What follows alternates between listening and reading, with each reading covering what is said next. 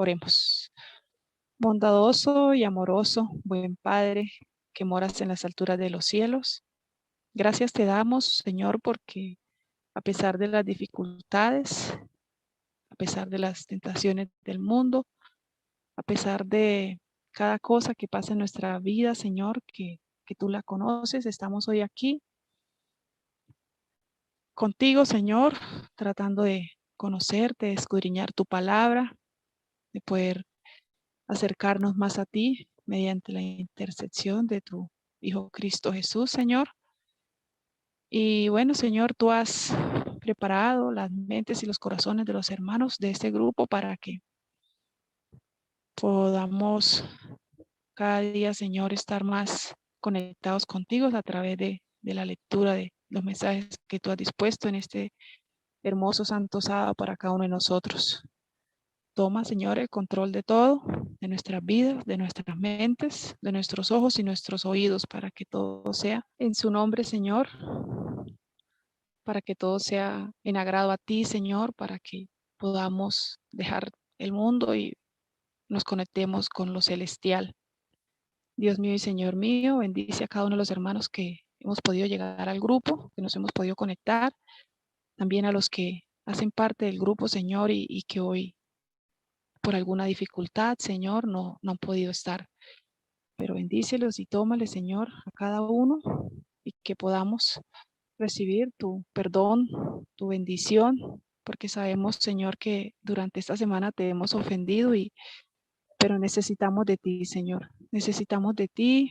Queremos rogarte, Señor, que dispongas, Señor, con tu infinita misericordia, tu amor, tu bondad, tu espíritu para que nos acompañe, para que nos dirija, para que nos dé, Señor, sabiduría y podamos entender lo que tú tienes para este hermoso sábado y que podamos aprender de ti, oh Dios. Señor Jesús, conoce las peticiones.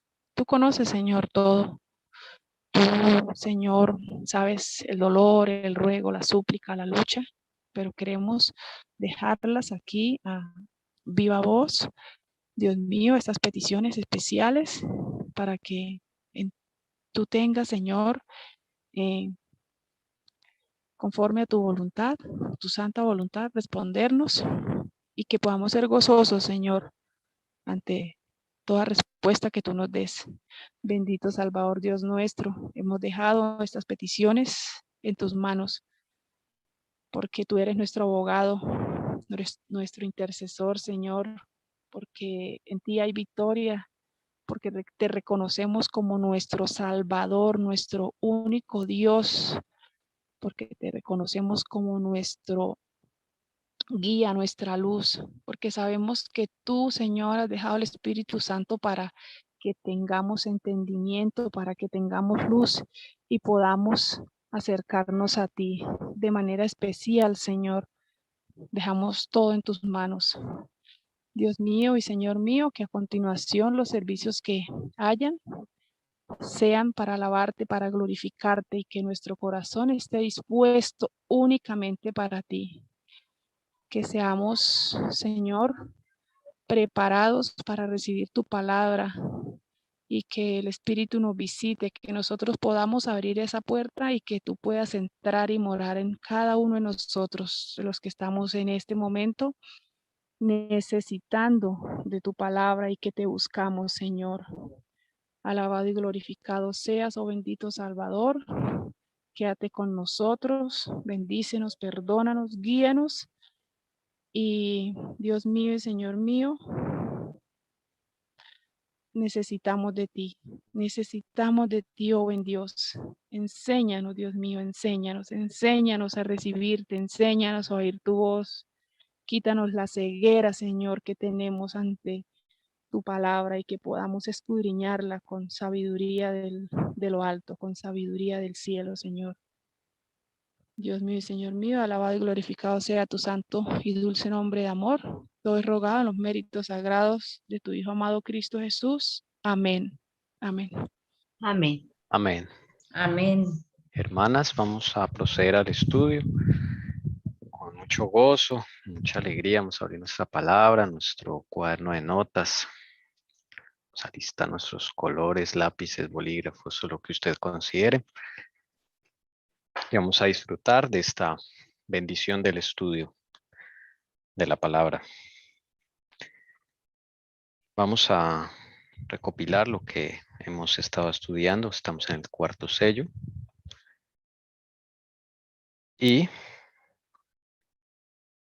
vamos a iniciar con la lectura bíblica, que es ahí donde estamos estudiando. Aquí está Apocalipsis 6, 7 y 8. Cuando abrió el cuarto sello, oí la voz del cuarto ser viviente que decía, ven. Y miré, y he aquí un caballo amarillento, muy pálido. Y el que estaba montado en él se llamaba Muerte, y el Hades lo seguía. Y se les dio autoridad y se les dio autoridad sobre la cuarta parte de la tierra, para matar con espada, con hambre, con pestilencia, muerte y con las fieras de la tierra. Caballo amarillento pálido, estamos en el cuarto sello, cuarto caballo, desde el año 538, casi 1000 años de historia este caballo, donde ya el evangelio está muy dañado, hay tinieblas, hay muerte espiritual y también física.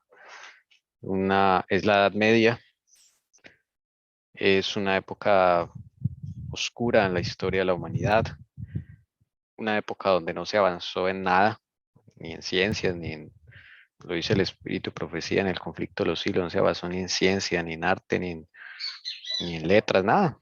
El mundo se detuvo mucho tiempo, pero Dios no lo dejó sin nada de luz.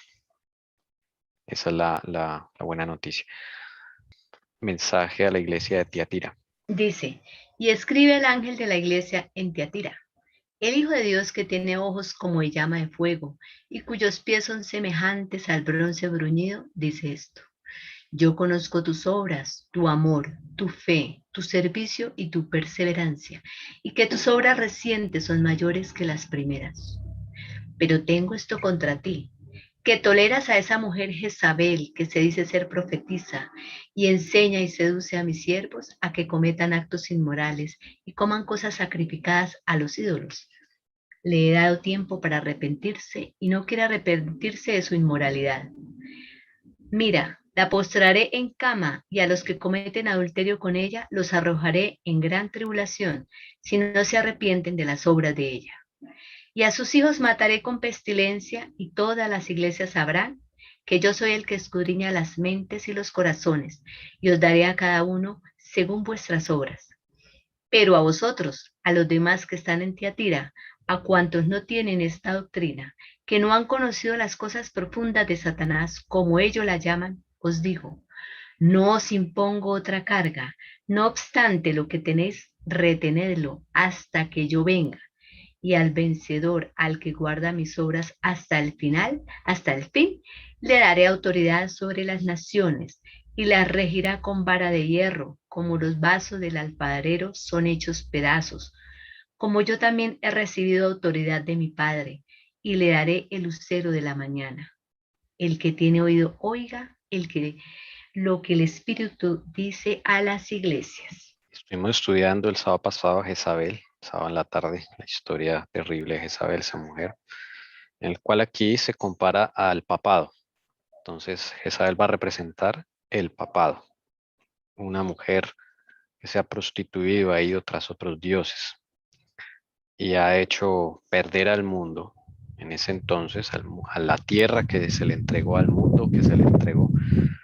No se le entregó todo, solo se le entregó la cuarta parte, pero con esa cuarta parte no la prosperó, no la cuidó, no la gobernó de acuerdo a la justicia, sino de acuerdo al engaño, al error, a la conspiración, a la trampa, como hicieron durante toda la Edad Media el sistema papal de la Iglesia Católica Romana.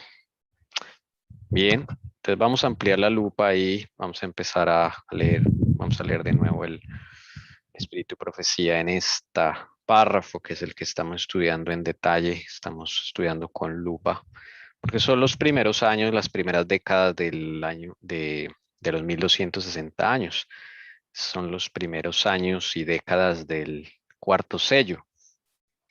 Dice, luego que los sajones invadieron a Gran Bretaña, el paganismo llegó a predominar. Los conquistadores desdeñaron ser instruidos por sus esclavos y los cristianos tuvieron que refugiarse en los páramos. No obstante, la luz, escondida por algún tiempo, siguió ardiendo. Un siglo más tarde brilló en Escocia con tal intensidad que se extendió a muy lejanas tierras. De Irlanda salieron el piadoso Columbano y sus colaboradores, los que reuniendo en su derredor a los creyentes esparcidos en la solitaria isla de Lona, establecieron allí el centro de sus trabajos misioneros. Entre estos evangelistas había uno que observaba el sábado bíblico, y así se introdujo esta verdad entre la gente. Se fundó en Lona una escuela de la que fueron enviados misioneros no solo a Escocia e Inglaterra, sino a Alemania, Suiza y aún Italia. Y así empieza el capítulo 4 del conflicto de los siglos, con la historia de la iglesia celta. La iglesia cristiana celta es la que proviene de Irlanda, Escocia, y que va a ser predominante de parte de los siervos del Señor en los primeros décadas del cuarto sello. ¿Listo? Entonces, vamos a hacer unas aclaraciones porque resulta que hay dos personajes que se llaman Colúmbano o Columba, más bien. Entonces, por eso he dejado acá como lo pone el conflicto de los siglos. La primera aclaración que hay es que hay dos que se llamaron igual, incluso hay tres dentro de ese grupo. Columba o Colúmbano es un nombre en Irlanda como decir Carlos, hay muchos Carlos, o Marías, hay muchas Marías. Entonces, bueno, yo me confundí este Colúmbano con otro que se llama Columba. Voy a mostrarlo aquí O para que sea nos que demos cuenta. Columba fue el pueblo celta de Dios y más que todos ellos eran de Escocia. Columba no es un pueblo, es el nombre de una persona, ¿no? A ver, Ya, sí, sí, hermana Lucy, o nombre sea, de persona. es una Era persona, celta. Era era celta. celta, exactamente. Entonces, este que está acá, bueno, este que está acá que hemos mostrado el sábado pasado, lo llaman hoy día Columba de Lona sí, Columba de Lona, ¿ok? Este Columba, pero ese no es el Columba que habla el conflicto de los siglos, quiero decir. Este Columba no es el que habla el conflicto de los siglos. Este también fue misionero, fue compañero del otro Columba, el que habla el conflicto de los siglos. Pero él se quedó en Escocia. Este personaje, este misionero, se quedó evangelizando a los paganos en Escocia. Esa fue su misión, ¿ok? Pero ambos son contemporáneos, ambos Columba son contemporáneos. Ahora vamos a mostrar el que aparece en el conflicto de los siglos en el párrafo que acabo de leer la hermana Lucy. Este se llama, o se conoce hoy día como Columbano, Columbanus. Sí, bueno, en inglés, voy a ponerlo en español. Columbano de Luxei se llama, para diferenciarlo del otro. Por eso acá en la Wikipedia dice no confundir con San Columba, también misionero irlandés y parcialmente contemporáneo suyo. De ahí radicó mi confusión. Bueno, entonces les pido mil disculpas. Sin embargo, la historia que vimos el sábado pasado es correcta. Es correcta, solo que yo estaba pensando era en este Columba, no en este. ¿Ok? Entonces, hecha esa aclaración, esta es la historia que estamos siguiendo, la del Colúmbano que aparece en el conflicto de los siglos, que es este personaje. Desde luego, este es un retrato sencillamente ficticio, no sabemos cómo fue, solo sabemos que fue un hombre apuesto y bien parecido, irlandés, alto, corpulento, pero este simplemente es un dibujo en una ventana de una abadía. de la abadía de Bobbio en Italia. Este es el Colúmbano del cual habla la hermana White, ¿ok? Y del cual estamos hablando. Vamos a leer de nuevo aquí estos parrafitos para recordar de la historia de Colúmbano. Debemos mostrar esto primero, cuál era la situación de Italia en esa época y de Roma y de la Europa primitiva y del Papa, ¿sí? Entonces, la situación era que el reino lombardo llega y se establece en Italia. Los lombardos invaden a Italia en el 568 y llegan a Roma a presionar al Papa. Ellos son arrianos, recordando que la palabra arriano no se refiere a herejes, como dice la Wikipedia, sino se refiere a todo aquel que estaba en contra de las políticas papales, que creía un cristianismo diferente, no importando cuál, pero si era diferente al del Papa, ya lo llamaban arriano. Entonces, esa es una aclaración. Entonces, ellos son arrianos, no creen en el Papa ni en la Iglesia Católica. Ellos aprendieron un cristianismo más puro, el de los apóstoles. Llegan a Roma y están presionando al Papa. El Papa se queda solo en ese momento porque no tiene apoyo de ejército. Por providencia divina, digo yo, porque no se explica otra cosa. El que había eliminado a los ostrogodos años antes, lo habían llamado allá a Constantinopla, Belisario. Entonces no tenía el Papa ese apoyo de ese ejército del Imperio Romano de Oriente. Entonces el Papa le preguntó a los francos o le dijo a los francos, por favor ayúdeme acá con esta gente lombarda. Los francos les dijo, no, estamos aquí ocupados con otra cuestión también de guerras. Entonces los francos tampoco le pudieron ayudar al Papa. Y desde ahí el Papa dice, bueno, pues me toca negociar con esta gente, con estos lombardos. Y el Papa negocia con los lombardos. Los lombardos no llegan a matar y asesinar en Roma, sino que simplemente quieren subyugar al Papa. El Papa dice, listo, les pago impuesto. Y así fue. Y además, pues, los lombardos conquistan tierras de Italia y se toman gran parte de Italia. En ese mapa vemos la parte azul es lo que le corresponde a los lombardos y la parte naranja es lo que le corresponde a los bizantinos. Cuando hablamos de bizantinos nos referimos al Imperio Romano de Oriente, al que sobrevivió y sobrevivió por largos años. Esas tierras naranjas son las que son administradas por el Papa, ¿ok? En el territorio de Italia. Entonces el Papa queda ahí, pues no frenado, pero pues no tenía, digamos ahí todo lo que tenía antes. Pero es algo momentáneo porque se va a levantar acá una obra importante, ¿ok? Y es la que vamos a leer, hermana Lucy. Aquí leamos en la fe triunfante del hermano Ben Wilkinson, página 121. Dice, el entorno en el que nació Columbano, 543 al 615, era el mejor que había en Occidente.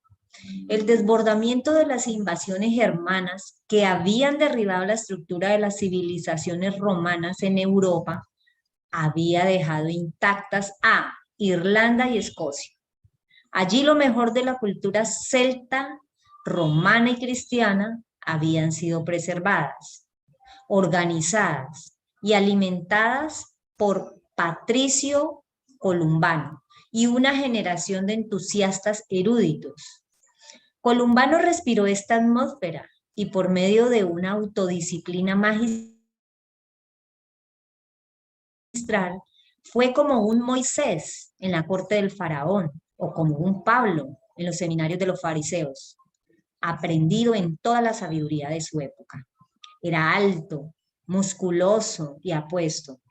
Su fina figura y su espléndido color, dice su biógrafo Jonás, despertaron contra él la lujuria de las doncellas lascivas.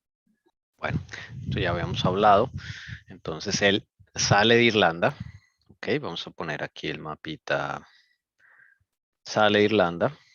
Irlanda es esta isla que queda aquí arriba de Europa, en la parte norte de Europa. Y de allí entonces él nace por acá donde tengo este baloncito, ¿ok?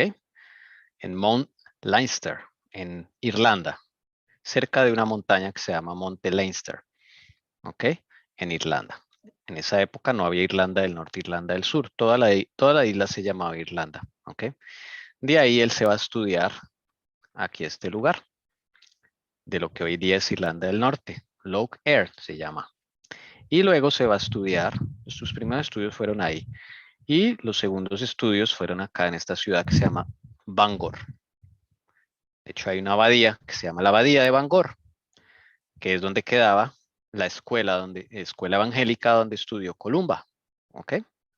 Esa era entonces el lugar donde nació Columba, donde se crió Columba. ¿Ok? Ahí, la Abadía de Bangor. Bien, ese es su lugar de estudio. Entonces vamos a seguir leyendo. Columbano pasó varios años de estudio en las salas de aprendizaje de Bangor. Aquí estudió con devoción las escrituras. La música de los cantos sagrados le encantó y perfeccionó su don de escribir poesía. Desde Bangor podía mirar a través de las aguas del canal de Irlanda a Inglaterra, que todavía estaba en manos de los anglosajones paganos. Hacia el norte pudo contemplar las maravillosas transformaciones realizadas en Escocia por Columba.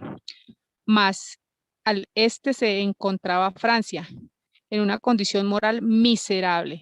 El espíritu apostólico ardía dentro de Columbano al escuchar las historias del estado miserable de la Galia y decidió ir a evangelizar Francia con el espíritu misionero del cristianismo celta.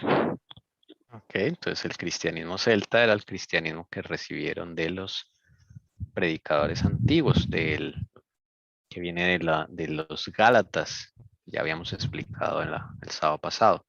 Es el cristianismo celta. Entonces podemos decir, es el cristianismo bueno, el que estaba en total antagonismo con el cristianismo católico. Esta diferencia no es muy fácil verla en las enciclopedias hoy en día. Como les digo, cuando pues, el ganador de las guerras cuenta la historia, pues él las va a contar desde su perspectiva. Desde luego el papado cuenta la historia desde su perspectiva, entonces hace ver como que cuando dice la palabra cristiano se refiere a ellos. O sea, para ellos son los cristianos y el resto son herejes. Esa es la realidad. Bien, entonces aquí vemos al otro Columba, ¿sí ven? Este con el que me confundí, este es el otro Columba que se quedó en Escocia. Este Columba, ¿no?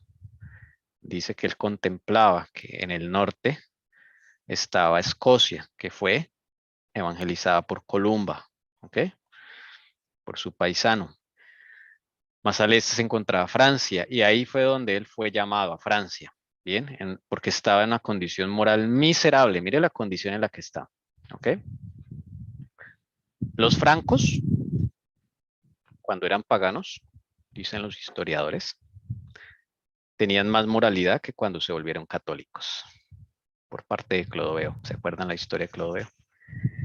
Dice que los francos respetaban más los valores de la familia y respetaban más las mujeres que cuando se volvieron católicos. Entonces, cuando se mezcla el evangelio con el paganismo, resulta ser una maldición para el ser humano. Es peor la condición. Y así era la condición que estaba Francia en ese momento.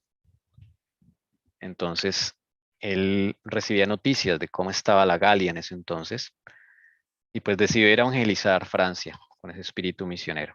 ¿Ok? ¿A qué edad sale Colúmbano de allá de Irlanda, de Escocia? Sale a la edad de 40 años. 40 años. ¿Se acuerdan que estábamos hablando el sábado en la tarde que el número 40 representa qué cosa? ¿Alguien se acuerda? El número 40, que lo vemos en la Biblia en muchas historias. 40 años en el desierto de Madián, Moisés, 40 días antes de recibir la ley, Moisés estuvo en el Sinaí, 40 años pasó en Egipto. José fue presentado en la corte de Faraón a los 40 años. 40 tiene un significado, ¿no? Jesús estuvo en el desierto 40 días. ¿Alguien se acuerda qué representa el número 40? Preparación Muy bien, para una misión. preparación. Y aquí en Colombia se cumple ese número. a los 40 años parte para Francia. Hay que hacer otra aclaración, otra precisión, que la vez pasada no quedó tan preciso, y es lo siguiente. Entonces, recordemos, Columba nace acá, luego se va acá a estudiar, y luego termina sus estudios acá, en Bangkok, y de acá, entonces, vamos a ver qué era la Galia, porque la vez pasada estuvimos como conformando un cuadro de qué era la Galia, y nos fuimos muy arriba. Entonces, la Galia, hermana Lucy, que fue la que preguntó, es lo siguiente. Voy a señalarlo acá. Sí, Esto. son los anglosajones y pertenece, por ejemplo, o sea, le pertenece Francia, Suiza, Bélgica, Reino Unido. Francia, Lo que vamos a de la aclarar Galia. es que Reino Unido no pertenece a la Galia. ¿Ok? Ah, ya. Es solamente lo que hoy es Francia, parte de Alemania, parte de Bélgica, Suiza y parte de Italia. Mejor dicho, ese cuadradito ahí que pintamos. ¿Notan? Eso era la Galia aproximadamente. Entonces no incluye Reino Unido. Reino Unido era otra cosa aparte, administrativamente y también culturalmente. Bueno, esa era la Galia. Entonces, básicamente la frase, cuando hablan de la Galia, es una Francia antigua que incluye más territorios de lo que hoy tiene, ¿sí? Porque incluye parte de Alemania, de Suiza, parte de Italia. Entonces, esa parte era la Galia. Bien. Entonces, él se va para allá. La llegada de Columbano a la Galia supuso el amanecer de un nuevo día para Europa. En los numerosos centros de civilización que él y sus seguidores crearon, implantó el espíritu del cristianismo en los corazones de la gente. El poder del Evangelio continuó durante siglos a pesar de la supremacía papal. De hecho, la Iglesia de Roma, para salvar su prestigio, se vio obligada a combatir la orden y la regla de Columbano y favorecer en su lugar a la orden benedictina. Lo mejor de la civilización europea aún le debe su reconstrucción a Columbano, sus compañeros y sus seguidores. Otros evangélicos europeos cooperaron. Qué bonito esto que dice acá. Dice, implantó el espíritu del cristianismo en los corazones de la gente. Para implantarlo, él lo tuvo que tener. Claro, Y ese testimonio y ese espíritu es el que implantó también en los corazones de la gente, porque es el de Jesús y es lo que también Jesús hacía cuando él vino. Qué lindo. exacto. Qué bonito. Y por eso acá lo llama la señora White en el conflicto de los siglos el piadoso columbano. ¿Ok? Era piadoso. O sea, en su vida se reflejaba lo que predicaba y lo que creía. No era de nombre, sino que se veía en su vida, su ser piadoso. Bien. Entonces, dice acá algo muy bonito también. El poder del evangelio continuó durante siglos, a pesar de la supremacía papal. ¿Ok? No es que el Señor le entregó todo al Papa y se fue y nos vemos en 1260 años. No, así no fue. El poder del Evangelio siguió adelante, ¿ok? A pesar de la oscuridad, a pesar de las tinieblas tan terribles, el Evangelio siempre estuvo. Bien. Y entonces acá dice que la iglesia de Roma tenía que salvar su prestigio, por eso combatió la orden de Columbano, ¿sí? Su movimiento. Y en lugar de eso favoreció la orden benedictina, o sea, le salió competencia, pero la competencia Satanás la puso antes de que naciera Columbano. Y es con la orden benedictina. Atención a la orden benedictina. Ahí están los monjes benedictinos. ¿Quiénes son ellos? Es una orden de monjes, un monasterio fundado por este señor que se llama Benito de Nurcia. Cuando ese señor Benito de Nurcia, que muere en el 547, cuando él muere, por esa época nace Columbano. ¿Ok? Este de la izquierda, que es el que estamos hablando. Eran dos características muy diferentes, los unos monjes de los otros, en todo, en carácter, en propósito y hasta en apariencia. ¿Ok? Vamos a leer algo del carácter de los frailes de los benedictinos. ¿Quiénes eran ellos? ¿Qué hacían? Esos frailes son los que dominaron los primeros siglos, antes de que existieran los franciscanos, antes de que existieran los dominicos. Los primeros monjes de la Iglesia Católica se llamaron benedictinos. ¿Ok? Les pregunta cuáles fueron las primeras orden monástica de la Iglesia Católica.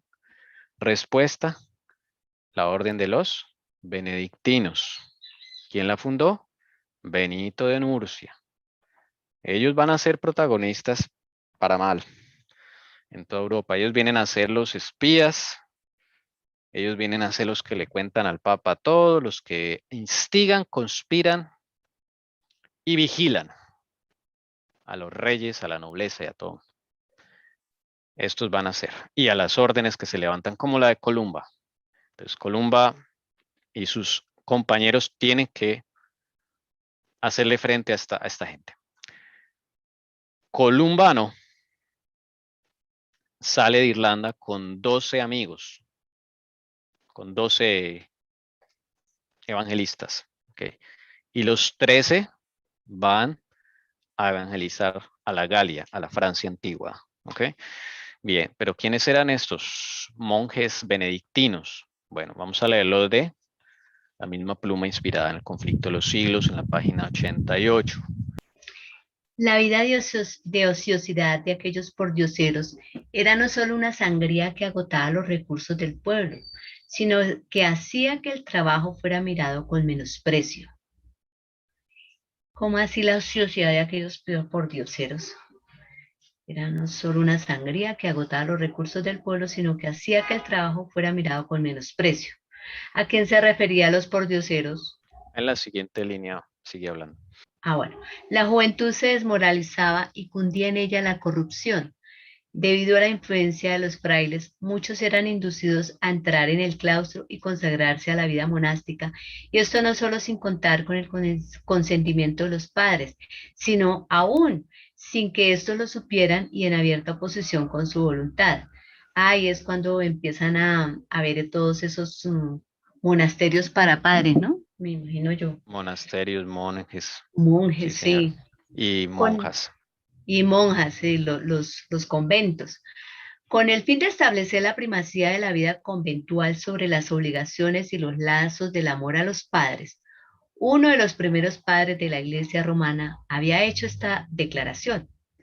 Aunque tu padre se postrase en tierra ante tu puerta, llorando y lamentándose, y aunque tu madre te enseñase el seno en que te trajo y los pechos que te amamantaron, deberías hollarlos y seguir tu camino hacia Cristo sin vacilaciones. Uy, con esta monstruosa inhumanidad, como la llamó Lutero más tarde, más propia de lobos o de tiranos que de cristianos y del hombre, se endurecían los sentimientos de los hijos para con sus padres.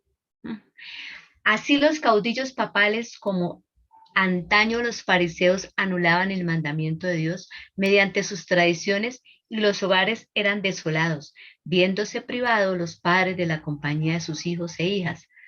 Era una forma como muy, muy dura, ¿no? De arrebatar sus hijos e hijas, creyendo que así era lo mejor para Dios, ¿no? Sí, esos Sí. eran los frailes, los monjes, pero no los obligaban, pero sí los manipulaban, les lavaban el cerebro. Y como en esa época no había ninguna otra opción para un joven, no había una escuela, una universidad, no había una opción de vida, no había nada. Si no era guerrero, entonces era monje.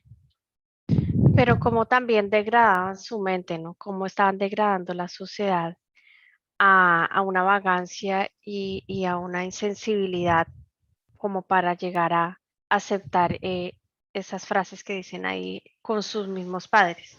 Terrible. Que dice que por dedicarse a las cosas del Señor cuando era puro vagancia. La hermana Joel los llama pordioseros. Y no es así, ellos no hacían nada. Primero no estudiaban ni siquiera, ya no abrían ni la Biblia, esos monjes. Ni siquiera se bañaban. Ayunaban todo el tiempo y parecían demacrados, calavéricos. Encontrarse un monje era un susto. Y fuera de eso, lo único que se preocupaban era en conseguir adeptos, en levantar rencillas, en espiar a la nobleza, al clero, en informarle las cosas al Papa. No hacían nada más, eso era. No hacían nada por la sociedad. Entonces acá lo dice la hermana White, pura corrupción, y había un lavado cerebral de que entrar a un claustro era una señal de sumisión a Dios, de consagración, ¿sí? Que así los padres no estuvieran de acuerdo. Entonces muchos jóvenes huían y se refugiaban en los monasterios, se iban de la casa y se refugiaban de los monasterios, y los papás no podían ir allá a sacarlos. Prácticamente quedaban allá enclaustrados, de ahí sale la palabra enclaustrado, que eran claustros, eran celdas que cada uno tenía. Ellos no tenían habitaciones o cuartos, no tenían, eran celdas, vivían como encarcelados, y a eso lo llamaban humildad, a eso lo llamaban devoción. Entonces, miren cómo se tergiversó. Por algo, este caballo ya no es ni siquiera negro, el cuarto sello, es un caballo ya amarillento, ya pálido, ya a punto de desfallecer. La primacía la tenía la vida conventual, o sea, la vida monástica. Los hombres en los monasterios y las mujeres en los conventos. ¿Okay? Los monjes benedictinos fueron los que crearon toda esa cosa, todo ese sistema de conventos y monasterios. Ellos fueron, ahí está. Con una idea totalmente desvirtuada de lo que es la devoción cristiana y la consagración. Entonces, claro, cuando se ve con el contraste de Columbano, pues es algo muy diferente. Columbano y sus colaboradores no atacaban el matrimonio, por ejemplo, como si lo hacían los benedictinos. Para ellos que un sacerdote se casara era un adulterio, por ejemplo. Era visto como cometer adulterio. Cambio los de Columbano no tenían problema, ellos se podían casar. Ahora ellos no se casaron, fue ya por un voto no un voto, sino porque ya el Señor los llamó a una obra, ¿sí? Pero algunos de ellos se casaban, no hay ningún problema. Otra diferencia, los de Columbano guardaban el Shabbat, benedictinos no. ¿Okay? Otra gran diferencia. Pero también es en el carácter. Como veíamos, el carácter de los benedictinos era por dioseros y no le daban nada a la sociedad. Por eso tenían a Europa sumida en la destrucción. Ellos no se ponían a ayudar a reconstruir las ciudades que ellos mismos, por conspiración e instigación a otros reyes, ayudaron a destruir. Por otra parte, Columbano sí llegaba a construir, llegaba a cultivar, llegaba a enseñarle la palabra a los niños o a más adultos también. Entonces, eso habla mucho. A Columbano lo pintan acá con una palomita en el hombro y eso era cierto. A él se le acercaban los pajaritos y se le ponían en los hombros. Dicen sus amigos, sus compañeros, que era normal ver a Columbano trabajar o estudiar, y mientras eso llegaban varios pajaritos y se le ponían encima del hombro, al lado de la Biblia. O sea, siempre estaba como rodeado de esa atmósfera, ¿no? Ese espíritu del Señor. ¿Ok? En cambio, estos benedictinos provocaban era miedo. Bueno, sigamos leyendo acá la página 122. Los conocimientos de Columbano le habían granjeado el favor de los descendientes reinantes de Clodoveo, el rey Gontrán. El rey Gontrán saludó su llegada con alegría. Clarence W. Bispan dice, aquí están los misioneros irlandeses en un nuevo entorno.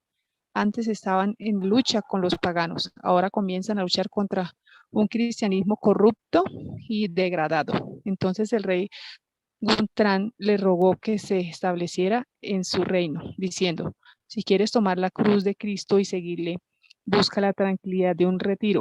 Solo cuida de aumentar tu propia recompensa y nuestro bien espiritual, de permanecer en nuestro reino y no ir a los pueblos vecinos. Los misioneros aceptaron la oferta y les dieron un viejo fuerte semidestruido, perdón. Los misioneros aceptaron la oferta y les dieron un viejo fuerte semidestruido en la región de Anagrates, la actual Anagrey, que databa de la época romana como lugar para su primera misión. Bueno, entonces él se va y acá es donde vamos a ver algo interesante. El rey que lo recibe se llama Gontrán. ¿Ok? Gontrán. En esa época Francia estaba dividida. No la gobernaba un solo rey. Pero de todos ellos eran descendientes de Clodoveo. ¿Ok? Eso es bien importante. Gontrán lo recibió con alegría. Entonces, allí en ese lugar empieza la obra de ellos. Y simplemente pues Gontrán le dijo, hágase acá, vaya donde quiera, y que solamente que pues sí ore por nosotros, permanece en nuestro reino, no te vayas a ir a otros pueblos, por favor, quédate acá, Columbano, y lo que quieras. Entonces, bueno, como todo estaba en ruinas, le dieron un viejo fuerte, que estaba mitad caído y mitad bien, para que ahí iniciaran. Y así fue, ahí inició la primera escuela evangelística. ¿Okay? Ellos repararon el fuerte, lo ayudaron a levantarse, acá en la región de Francia. ¿Ok? Por acá cerquita. Está, esto acá puse los puntos en rojo más o menos para donde él fundó varias escuelas misioneras acá en esta región del oriente de Francia. ¿Ok? Sitios que todavía existen.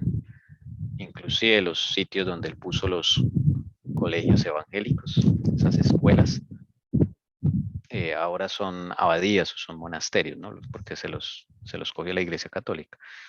Pero todavía están allí en pie, es increíble esa obra. Bien. Entonces este rey lo acoge. ¿De dónde viene este rey? Vamos a ver la genealogía de Clodoveo. ¿Se acuerdan de Clodoveo? El que se convirtió al catolicismo, el rey Franco. Clodoveo tiene 4 hijos. Aquí hay unos nombres muy particulares que de pronto sí los vamos a recordar porque son muy particulares. Childeberto, Clotario, Clodomiro y Teodorico. ¿Ok? Esos son los hijos de Clodoveo. Ahí tienen nombres por si quieren darles ideas a algún recién nacido, pueden hacerlo. Bueno, Childeberto, Clotario, Clodomiro y Teodorico. Son los 4 reyes los 4 hijos de Clodoveos que se convirtieron en reyes. Entre ellos 4 se dividieron Francia. ¿Okay? Pero este Teodorico murió rápido, murió joven en batalla, entonces se quedaron finalmente en 3. El reino de Francia quedó en 3. Childeberto, Clotario y Clodomiro. ¿Okay? De ahí, ellos tienen hijos que vienen a ser nietos de Clodoveo, y es cuando sale estos hijos, que son Guntran, Sigeberto, Chilperico y Cariberto. ¿Okay? Nombres particulares. Bueno, entonces, estos reyes, esos 3 que quedan, se dividen Francia. Aquí está la división de Francia. Aquí está la división de Francia. La parte azul, la tierra de color azul de la Francia antigua, se la coge Sigeberto. Ok, la parte azul. Ese es el reino de Reims, se llama el reino de Reims. La parte naranja la coge Chilperico. Ok, la parte naranja. Es el reino de Soissons, se llama. El reino de Soissons. Y la parte verde la coge Guntran. Ese es el Guntran que va a recibir a Columbano. ¿Ok? Para que tengamos en cuenta quién fue. Entonces, este Guntran es nieto de Clodoveo. Pero la historia de Guntran es bien particular porque Guntran, todos estos reyes son unos reyes totalmente disolutos, intemperantes, polígamos. Algunos se casan con varias mujeres, concubinas, se casan toman a una, luego toman a la hermana, a la prima, bueno, eso, toman todo. Ellos son bien intemperantes como les digo, antes de Clodoveo, ellas tenían más moralidad y más valores siendo paganos que ahora siendo católicos. Y los nietos, pues ni se diga, o sea, totalmente intemperantes, disolutos. Pero Guntran, él se da cuenta de la vida que lleva. Bueno, yo digo que es el Espíritu Santo porque del ser humano no sale nada bueno. Llega un momento en su vida, dicen los historiadores, que él mira lo que ha hecho, las injusticias que ha cometido, los pecados que ha cometido. Sus hijos están muertos, todos sus hijos murieron pequeñitos. Sus esposas, hasta ese momento no tenía una esposa, digámoslo, fija, todo era un relajo en su vida. Y Guntran llega un momento de angustia, de tristeza por sus pecados, dice. Y llorando le pide a Dios que lo ayude. Llorando le dice qué puede hacer para redimir su pecado, para que lo perdone. Y después de esa oración llega Columbano. Impresionante. Y a partir de ahí, Guntran cambia totalmente. Sus esposas, bueno, se le van, se le mueren, y él se casa con otra y esa sí, con esa se queda, y al parecer esa sí la ama. Y la señora de Guntram es también muy buena gente. Tratan muy bien a Columbano, le dan la bienvenida al reino y él se aleja un poco del catolicismo y empieza a conocer el cristianismo celta. Claro, cuando ve el testimonio de Columbano, lo que hace en su reino, pues él queda maravillado, porque los católicos, esos monjes benedictinos, nunca le ayudaron ni a reconstruir, ni a educar a sus hijos, ni a nada, solamente eran problemas. Pero cuando llega Columbano, él llega a construir, llega a plantar. Esos lugares, la tierra estaba desolada, la tierra estaba erosionada de tanta guerra, tanta sangre que se ha derramado. Dice la historia que Columbano llegó a cultivar y a enseñarles a la gente a cultivar. Y en pocos meses el paisaje cambió de esa región de la Francia de Guntram. Cambió y se puso hermosa y reverdeció, o sea, la mano del Señor estaba con Columbano. Okay, esa es la historia de ese rey Guntram. Pero sus hermanos, los hermanos reyes de él, Sigeberto, Chilperico y Cariberto, eso era otra cuestión. El más, al parecer, el más disoluto y malo y perverso era Sigeberto. Ok, ya después veremos la historia. Pero Guntram era otro cuento, él ya no quería guerra, hizo varios tratados de paz, inclusive hasta le quitaron tierras, pero él no se molestó por allá en hacer guerras innecesarias, sí se quedó con lo que le dejaron, la parte verde, de hecho creo que era la más pequeñita, o la segunda por ahí. Entonces ese era Guntram. Sigamos leyendo la historia. Dice, a veces Columbano se retiraba y vivía durante días solo. No tenía más compañía que la Biblia, que sin duda había transcrito de su propia mano en Bangor. Confiaba en Dios para alimentarse y cuidarse de los elementos. Se le consideraba como un príncipe sobre las fieras. De estos retiros salía como los profetas de antaño, fortalecido y refrescado para sus labores. Qué bueno es tener estos retiros nosotros, hermanos. A veces hay que alejarse de la familia, del mundo, de todos e irse con Jesús. Y eso hacía Columbano. Dice, cogía unos días, se retiraba solo con su Biblia, con el Señor. Biblia que él mismo había copiado. Y dice acá, él no decía, ay, ahora con qué me voy a alimentar, qué me va a pasar, que él no, se iba. Y el Señor le proveía, hacía ayuno también, ¿ok? Pero lo más bonito, que esos retiros salía como los profetas de antaño. ¿Cómo sale de uno de esos retiros? Fortalecido y refrescado para sus labores. Qué bonito que nosotros también practiquemos estas cosas y elijamos con el Señor un día, que nos apartemos de todo y de todos y podamos pasar un día con el Señor o unos días, depende. esa es una enseñanza muy bonita que podemos traer. Bien. Así como Jesús lo hacía. El Señor Jesús también lo hacía, claro. Eso es ejemplo del Señor Jesús. Se retiraba en el huerto del Getsemaní, se retiraba también de sus apóstoles, de sus obligaciones, porque eso refrescaba y el Padre lo fortalecía en ese momento. Nosotros también debemos hacer lo mismo, hermanos. También debemos hacer lo mismo. La influencia de la nueva misión se extendió rápidamente. Los jóvenes del país, muchos de los cuales procedían de familias nobles, acudieron en masa al recién formado centro de formación. Ya no era necesario viajar al extranjero para asistir a los colegios de la isla Esmeralda. Aquí había una facultad de 13 maestros irlandeses en su propia tierra, aportando la santidad, el aprendizaje y la habilidad manual de sus famosos seminarios celtas.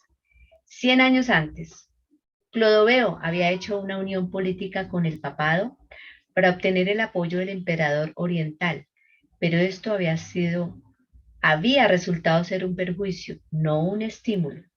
Y no es de extrañar, ya que en los días de Columbano, el Papa de Roma era Gregorio I, llamado Gregorio el Grande, bien conocido como enemigo del aprendizaje clásico.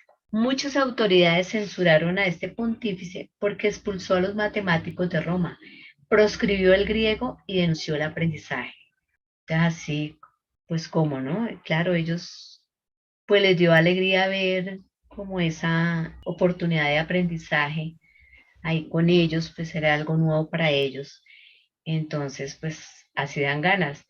Y entonces definitivamente, pues el catolicismo siempre fue, manipuló toda la escritura, ¿no? No quería que la gente supiera, ni ellos tampoco la estudiaban como era hacer que eso fuera como algo feo, un castigo. Entonces así también la gente como quería que estudiaran las escrituras.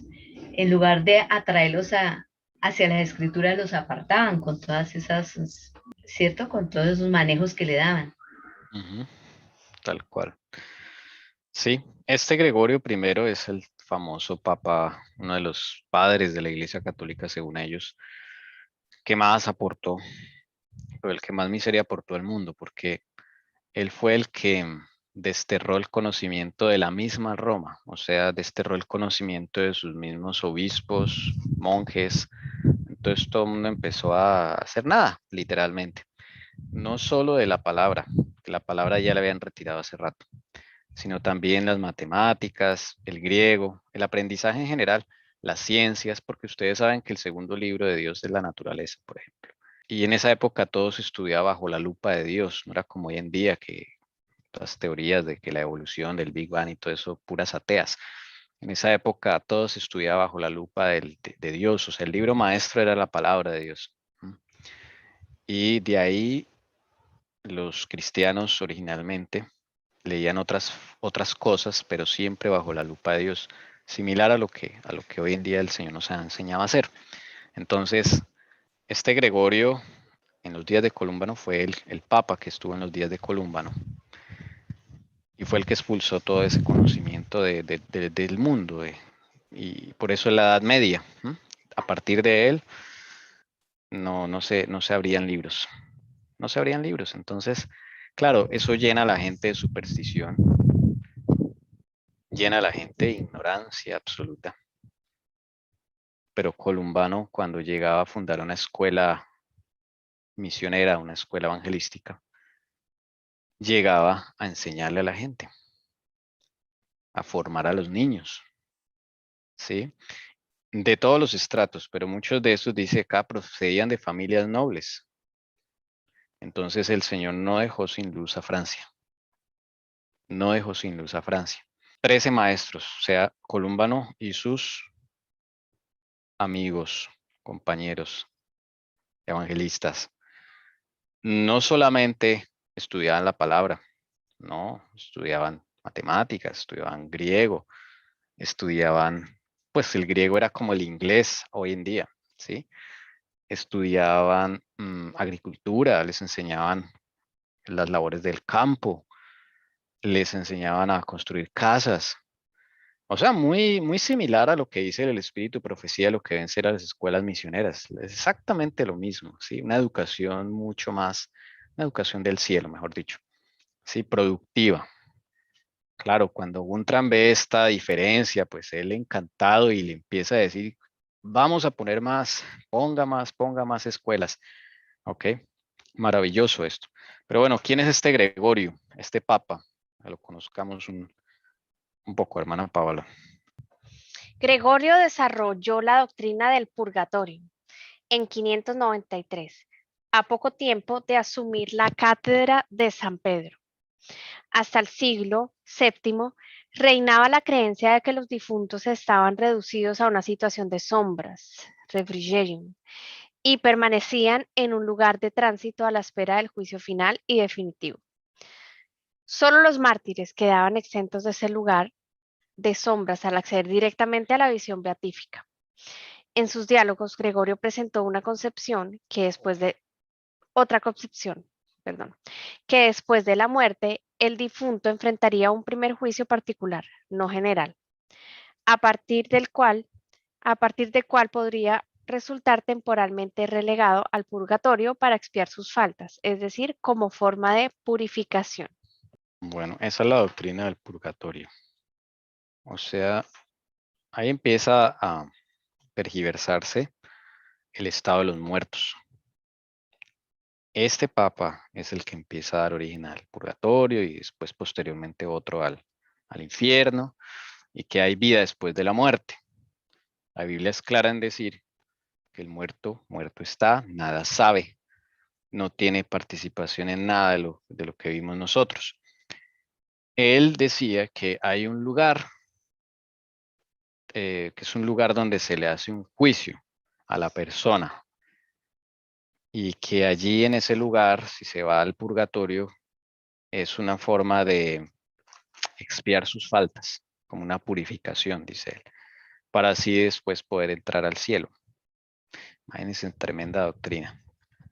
Claro, como nadie leía, como quitó el conocimiento, el raciocinio, embruteció a la gente, pues todos creían lo que decía el Papa. Terrible esto. Y esta doctrina del purgatorio es, digámoslo así, es clave para la Iglesia Católica, porque después a través de ella es que se generan las famosas indulgencias, aquellos documentos en el cual le perdonaban los pecados a la gente a cambio de un valor en dinero que la gente entregaba. Se podían expiar pecados hasta de los que ya habían muerto, y se podían expiar pecados hasta que se iban a cometer en el futuro. Hasta ese colmo llegó. Pero esta es la primera, digamos, transición que se ve para llegar a las indulgencias, crear esta doctrina del purgatorio y posteriormente la doctrina del infierno. Entonces aquí, como vemos, es puras doctrinas de muerte, como el mismo caballo lo expresa. Este es el famoso Gregorio el Grande, que hoy en día se conoce como San Gregorio. Entonces, cuando escuchen que a alguien le va a rezar a San Gregorio, o San Gregorio Hernández, o San Gregorio otro apellido, es en base a este papa. En base a este papa. Entonces, contra todo esto tiene que luchar Columbano. Columbano no tiene estas ideas, no tiene este evangelio. Él es del cristianismo celta, ¿ok? Ana Grates pronto se quedó pequeña. El número de candidatos a ser admitidos en el nuevo asentamiento aumentó enormemente. La influencia de Columbano se extendió.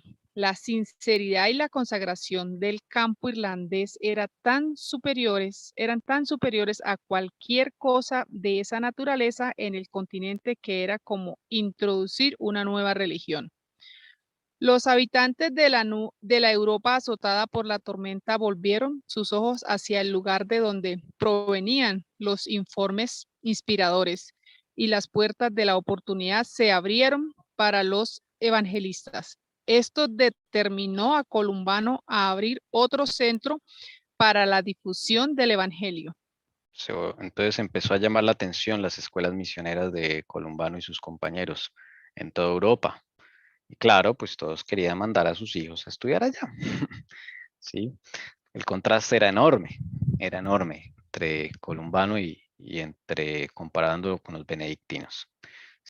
Dice, se encontró con la cooperación sincera del rey Gontran. El gobernador de Burgundia les concedió gustosamente un emplazamiento en Luxeuil, situado al pie de los Vosgos, donde los bosques de las montañas habían invadido la llanura. Aquí se encontraban las ruinas de las antiguas villas romanas, cubiertas por la enmarañada maleza. En este páramo abundaban los osos, los lobos, los zorros y otros animales salvajes. Pero bajo los robustos golpes de estos misioneros de la iglesia en el desierto, todo cambió. El bosque fue talado y la tierra fue despejada. Las rejas de arado rompieron el barbecho y pronto se vieron campos de grano ondulado. A medida que se facilitaba el alojamiento, los jóvenes nobles de la tierra acudían a Columbano como postulantes de la nueva hermandad.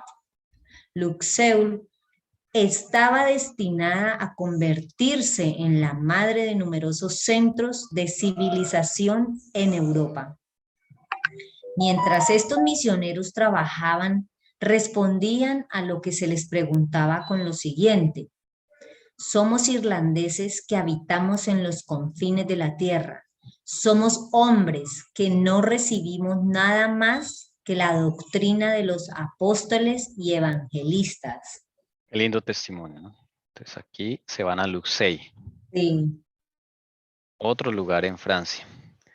Es una jungla, es un matorral lleno de bestias salvajes, podríamos decir, osos, lobos, zorros, de todo. Pero entonces ahí dice acá, bajo estos misioneros, todo cambió. Este es el testimonio. Siempre a donde llegaban cambiaba, hermanos. Nosotros debemos ser testimonio ante el mundo. En el lugar que estemos, debemos ser la sal de la tierra, como dice el Señor Jesús. Los que esté la diferencia, cambien el entorno, la gente que esté junto a nosotros se sienta como feliz, se sienta bendecida por el Señor, haya una atmósfera de influencia correcta, buena, que la gente pueda contar con nosotros y no que nos huya de nosotros, diciendo, uy, no, ese tipo ahí al lado es terrible. Hermanos, tenemos que pedir la justicia de Cristo. Ellos entonces donde llegaban cambiaban todo el aspecto. Los jóvenes, claro, se alumbraba sus ojos al ver una oportunidad, porque en esa época no había nada. La única entretención, por así decirlo, eran las procesiones católicas. Imagínense. Todo tenía que ver con el catolicismo, todo. No había ni entretención, ni esparcimiento, ni conocimiento, ni estudio, nada. Todo era catolicismo. Entonces, lo más que podían era ir a escuchar una misa en latín con cosas que no entendían. O sea, era terrible, hermanos, porque cuando llega Columbano, pues al ver estas cosas, los jóvenes tenían una oportunidad. Este es el testimonio que dejan estos misioneros. También en Luxeuil se produjo un rápido crecimiento y un hacinamiento como en Anagrates. Columbano fundó un tercer centro de formación en Fontaines, llamado así por los cálidos manantiales medicinales que salían del suelo, situados en un radio de unos 20 kilómetros. Estos tres asentamientos formaban el centro evangélico de la obra de la iglesia en el desierto, en Francia. En todas partes la gente se reunía en torno a ellos. Las nuevas ideas de la verdad triunfantes se extendieron como en las alas del viento. Allí se desarrollaron otros líderes que formaron reclutas que repetirían sus hazañas. También de Irlanda llegó un flujo continuo de líderes y maestros capacitados para aumentar los primeros evangelistas. Así la palabra de Dios creció poderosamente. Pronto, sin embargo, un peligro de naturaleza mortal levantó su cabeza para amenazar el crecimiento de la iglesia. Ya vamos 3. Entonces, Fontaine, Francia. ¿Ok? Eso es un sitio donde hay aguas termales, muy bonito, y en esa época lo usaron para también para curar. Manantiales medicinales, mire, ahí está. Allí entonces, esta iglesia del desierto, recordemos de Apocalipsis 12, Columbano y sus colaboradores formaban parte de la iglesia del desierto. Lugares retirados, pero que convertían como en un pequeñito Edén. Dice aquí que esas ideas de la verdad triunfante se extendieron como las alas del viento. Llegó refuerzos de Irlanda. Un nuevo flujo continuo de líderes y maestros llegaron de Irlanda. ¿Ok? Para ayudarles. Porque fue un éxito. ¿Ok? Y así la palabra de Dios creció poderosamente. Voy a subrayar esta parte que me pareció bonita. La palabra de Dios creció poderosamente en plena Edad Media, hermanos. Plena Edad Media, el Señor es maravilloso. ¿Puedes recordarme los otros dos nombres de Fontaine y cuál Acá es? está el otro Luxier. Ok. Se pronuncia Luxier. Oh, perdón, Luxey. Esto es francés. Luxey. El otro es Anagrates. Y todo esto queda aquí. Por acá lo pusimos en un mapita. Mira, ahí están. Los baloncitos rojitos son los lugares donde estuvo Columbano. En Francia. Lo que hoy es el oriente de Francia. Cerquita ahí a lo que hoy es Suiza. Okay. Alemania. Ahí estuvo la obra de Columbano y sus colaboradores. Bueno, pero entonces vienen ahora los problemas, las pruebas, ¿no? Porque pues algo que se vuelve famoso no va a escapar de la atención de Roma. Entonces cuando vienen las pruebas que tiene que enfrentar Columbano. En Escocia e Inglaterra, los misioneros irlandeses se enfrentaban al paganismo más descarnado. En el continente europeo se enfrentaban a una situación más difícil. El abismo entre la iglesia celta y la iglesia de Roma era mayor que el existente entre el cristianismo irlandés y el paganismo. De hecho, este abismo era mucho mayor que el existente entre el protestantismo y el romanismo en los días de Lutero. El paganismo no tenía acceso a la cultura y la verdad que el papado reclamaba. No estaba apoyado como el papado por la maquinaria militar del Imperio Romano de Oriente, creada por Belisario, el mayor cerebro del combate militar de la época. La unión de la Iglesia cristiana con el Estado es siempre más peligrosa para libertar que la unión del paganismo con el Estado. La oposición de los obispos de Roma a la obra de Columbano, por lo tanto, significó una lucha entre la libertad y el despotismo. Bueno, algo muy lindo acá, bueno, muy tremendo acá es esta frase. La unión de la iglesia cristiana con el Estado es siempre más peligrosa para la libertad que la unión del paganismo con el Estado. Prueba de ello es que la Roma papal fue más terrible que la Roma imperial. Los efectos fueron más devastadores. La influencia mucho más oscura. Otra frase acá importante. El abismo entre la iglesia celta y la iglesia de Roma era mayor que el existente entre el cristianismo irlandés y el paganismo. Es una comparación allí bien tremenda. O sea, tenía más moralidad el paganismo, así, sin conocer nada de Cristo, que la misma iglesia romana. O sea, había una gran diferencia. La palabra abismo se refiere a una diferencia grande, ¿ok? Dice acá, de hecho, ese abismo era mucho mayor que el existente entre el protestantismo y el romanismo en los días de Lutero. La diferencia era grande. Lo que han hecho las enciclopedias hoy en día es acortar esa diferencia y hacen ver la iglesia celta como una ramita de la iglesia de Roma. Así la hacen ver hoy día. O sea, la iglesia celta no muestran esa diferencia en creencias, en costumbres, en carácter. No la muestran. Por eso les digo que el que cuenta la historia, pues la cuenta de acuerdo a su perspectiva. Entonces, como la iglesia de Roma, la que cuenta la historia de hoy en día, pues ellos hacen ver que la iglesia celta pertenecía a la iglesia romana. Por eso ellos canonizaron a Columbano. Ahora es San Columbano. Bueno, pero eso es simplemente una estrategia para tergiversar la historia. Dice, La iglesia entre los francos y los germanos estaba en una condición miserable. Muchas de las tierras de la iglesia estaban en manos de laicos. La disciplina era escasa o nula y no se ejercía ningún control sobre el clero. Cada sacerdote hacía lo que era correcto a sus propios ojos. En esta época había muchos sacerdotes y monjes vagabundos que andaban por el país y se ganaban la vida de forma precaria que imponían a la gente. Las palabras de estos monjes benedictinos enseñaron a la gente a mendigar. Por eso que en las películas de la Edad Media uno siempre ve a la gente toda como pordiosera. Y no es exageración, porque así era. Por el ejemplo y lo que enseñaban estos monjes benedictinos. Solamente habían dos clases sociales, los bien pobres o los muy ricos. Esa era la Edad Media.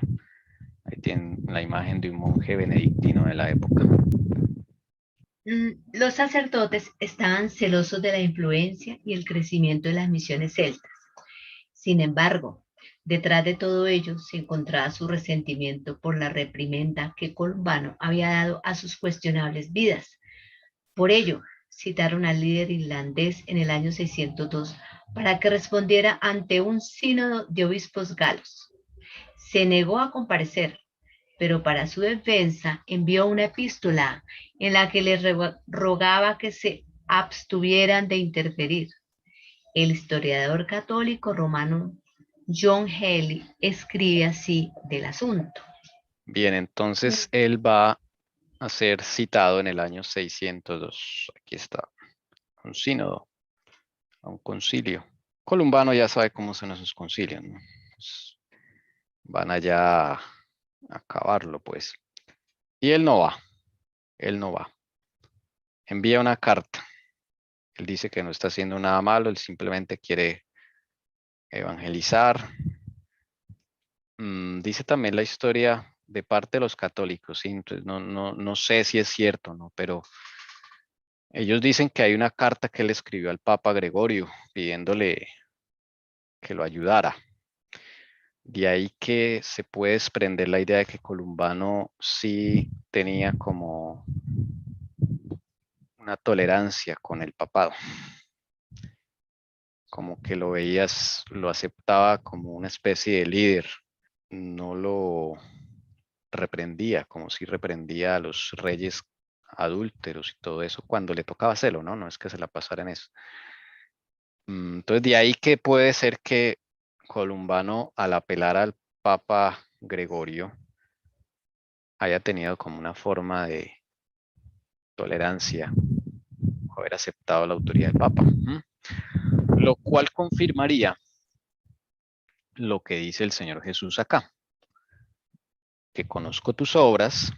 Le está hablando no solo a Columbano, sino a todos sus compañeros, tu amor, tu fe, tu servicio y tu perseverancia, que tus obras recientes son mayores que las primeras, pero, sí, ahí está el pero de ellos, que toleras a esa mujer, Jezabel, o sea, al papado. Entonces, al parecer ellos esa parte, o ya por el oscurecimiento tanto del mundo en esa época, llegaron a, bueno, pensar que el Papa sí tenía cierta autoridad o a reconocerlo en alguna forma, en algún grado. Ese es el pero de Columbano y sus compañeros. Pero la señora White dice que era piadoso. Entonces, bueno, no sabemos, más allá de eso, no sabemos nada, pero quería traerlo también porque, pues, si ustedes van a leer las fuentes católicas, la enciclopedia católica, pues allá dice que tenían una carta de él hacia el Papa Gregorio. Ahora, eso también puede ser manipulado o mentira, porque ellos pues se pueden inventar esas cosas, ¿no? No sé, la verdad. Pero al parecer, bueno, todo lo que el Señor me ha permitido estudiar, él sí tenía reconocía cierta autoridad del Papa. Porque si él escribió al Papa, pues para pedir su caso no tenía por qué apelar al Papa, apelaba a Cristo y ya. Bueno, eso es lo que pasó. Desde luego, pues cuando llegan las pruebas, ahí es cuando se mide el carácter, hermanos. Entonces, pero él se negó a comparecer, él no fue. Sabía cómo eran esos signos, que lo iban a, mejor dicho, Entonces él no fue y él siguió y el Señor pues lo guardó y lo protegió en ese momento. Y hay un historiador católico que es John Hellick que va a escribir de ese asunto, a ver qué es lo que dice él. Escuchémoslo, a ver, miremoslo, a ver qué es lo que dice él. Las reclamaciones fueron inútiles. Se adhirieron tenazmente a los usos de su país. Nada podía convencerles de que lo que San Patricio y los santos de Irlanda les habían transmitido podía ser erróneo. Solo querían que se les dejara en paz. No querían imponer sus costumbres a los demás. ¿Por qué deberían los demás, se quita la barra, imponerles sus costumbres? Tenían derecho a que se les dejara vivir en paz en su desierto, pues no hacían daño a nadie y oraban por todos. Así fue como Columbano razonó, o más bien discutió, con un sínodo de obispos franceses que se oponían a sus prácticas. Todavía se conservan sus cartas a ellos y al Papa Gregorio Magno sobre el tema. En efecto, en una de las cartas dice a los obispos que estarían mejor empleados en hacer cumplir la disciplina canónica entre su propio clero que en discutir la cuestión pastoral con él y sus monjes. Sin embargo, aquí y allá habla no solo con fuerza y libertad, sino también con verdadera humildad y auténtica elocuencia. Implora a los prelados en el lenguaje más solemne que le dejen a él y a sus hermanos vivir en paz y caridad en el corazón de su bosque silencioso, a sus huesos de sus 17 hermanos muertos. Junto a los huesos de sus 17 hermanos muertos. Ya habían muerto de sus hermanos, ¿no? Pues por viejitos, no porque los hubieran matado, sino por viejitos ya. Habían muerto ya 17 personas en ese momento, en el 602. Y bueno, aquí es donde los católicos, al parecer, sí, Columbano escribió cartas. Pero les dice a los obispos que por favor hagan más bien disciplina a sus monjes benedictinos, porque son súper intemperantes y hacen de todo. Que él no está haciendo nada malo. Entonces, él sí le escribió al parecer al Papa Gregorio. En la Wikipedia está algo de ese contenido, esa carta donde lo llama, sí, le dice el Santo Padre, lo reconocen. No sé hasta qué punto, como saben ustedes, porque pues como la historia está un poco manipulada, no sabemos hasta qué punto. Pero el caso es que el Señor lo protege y no le hacen nada. O sea, no lo hacen nada. Si hubo alguna vez otra Jezabel, esa fue Brunegilda, esposa del rey Sigeberto de Austrasia, hermano de Guntrán y perseguidor de Columbano. Después de asesinar a su marido en el año 575, sedujo al hijo de Chilperico, rey de Neustria, hermano de su difunto esposo. Por infatuación, el muchacho se casó con ella. Más tarde, llevó a su nieto Teodorico II, rey de Burgundia, a una vida derrochadora. Teodorico sentía un gran respeto por Columbano y durante algunos años lo protegió y defendió. Incluso cuando el misionero irlandés les reprendía a él y a su disoluta abuela por sus malas costumbres. Por temor a que Teodorico se desposara con una reina que la desplazara, Brunilda conspiró para mantenerlo en una vida de vicio. Uy, terrible, eran todos. Apareció la Jezabel de la historia, como lo narra aquí el hermano. Brunegilda. Y usted le vino a la mente como un nombre de bruja. Pues a mí también. Sí, a mí me vino a la mente eso, sí.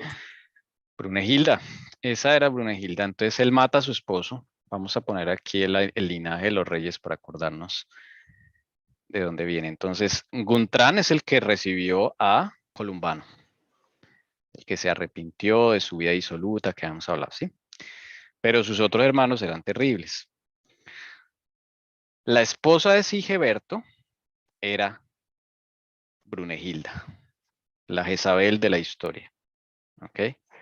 La esposa de este Sigeberto es la que le va a hacer después la guerra a Columbano. Ella mata a su propio esposo.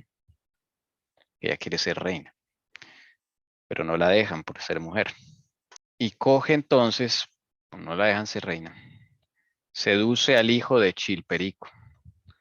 Chilperico es hermano también de Guntran y hermano de su esposo.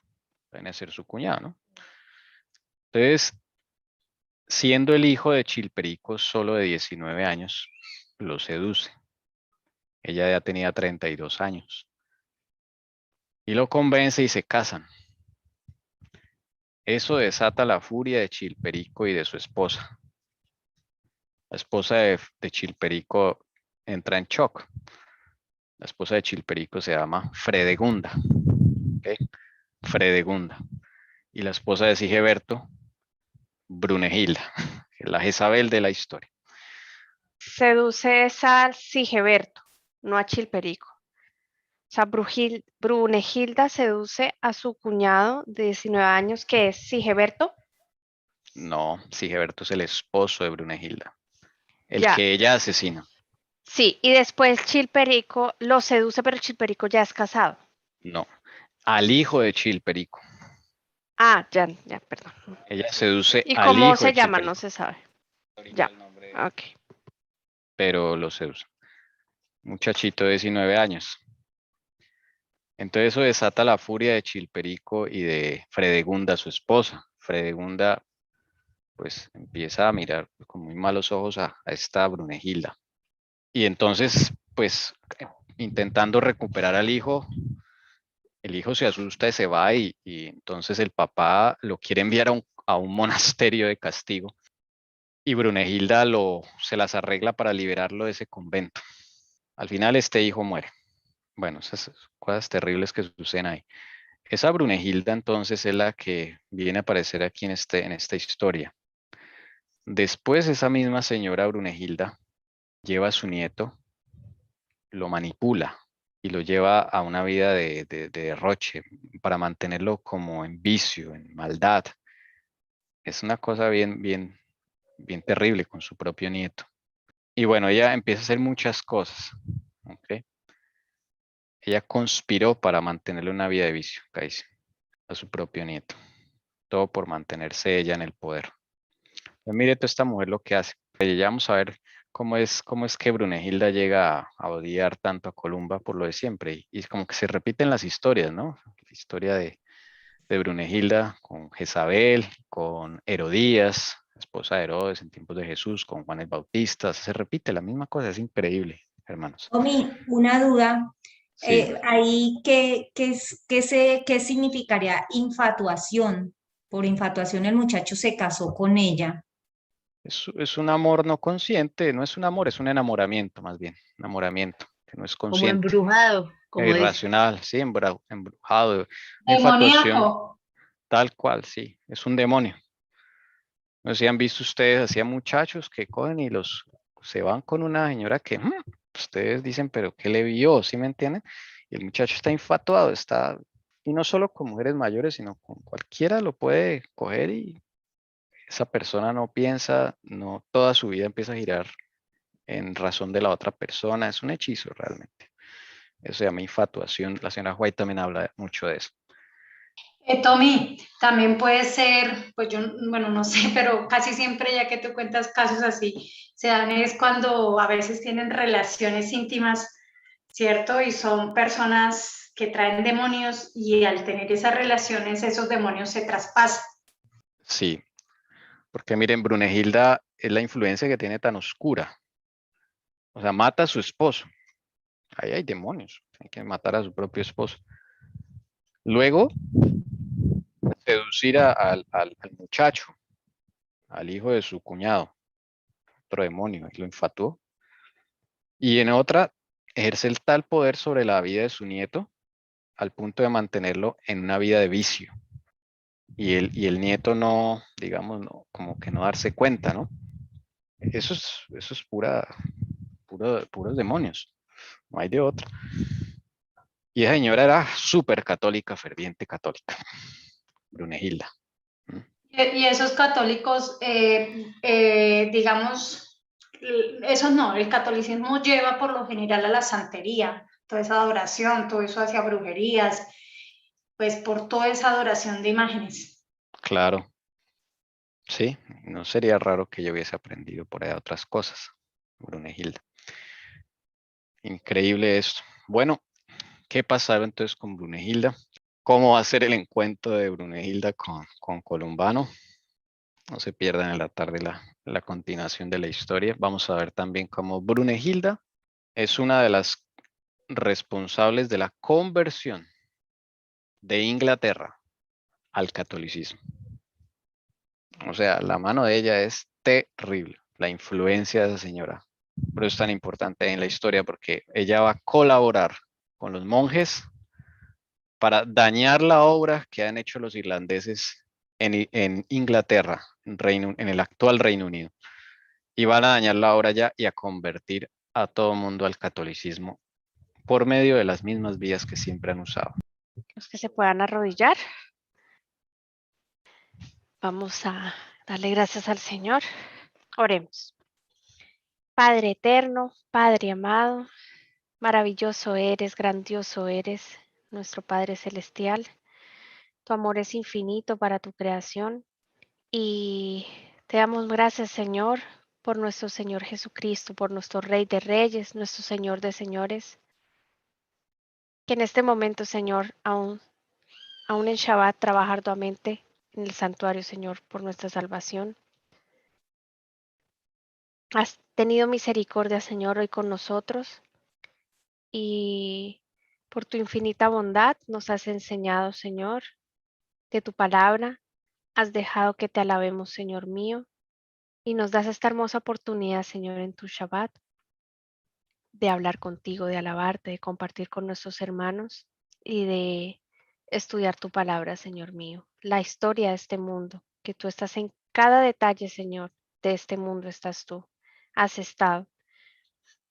Y queremos pedirte, Señor, que nos puedas seguir guiando, que nos puedas dar discernimiento y entendimiento para este estudio y para lo que tú quieres que cada uno de nosotros aprendamos, Señor mío. Necesitamos de tu gracia, Señor Jesús, de tu poder y de tu espíritu en cada una de nuestras vidas, Señor. Anhelamos y quisiéramos ser como todos esos reformadores, Señor, y como Moisés, como Elías, como Columbano, como, Señor, todos los que con solo el testimonio mostraron tu espíritu, Señor, convirtieron a más corazones, Señor. Deseamos que conviertas el de nosotros, Señor Santo. Y bueno, Jesús, te pido por cada una de las familias que están aquí estudiando tu palabra o que nos van a escuchar.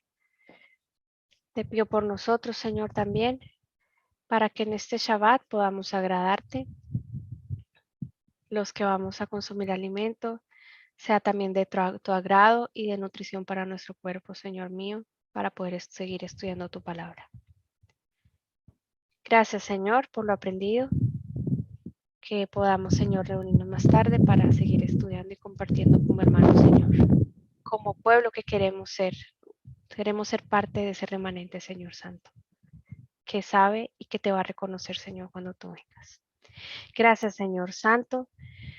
Gracias, Padre Celestial. Todo esto te lo agradecemos y te lo pedimos por los méritos de nuestro Rey de Reyes, nuestro Señor Jesucristo, nuestro Rey admirable. Amén. Amén. Amén. Amén.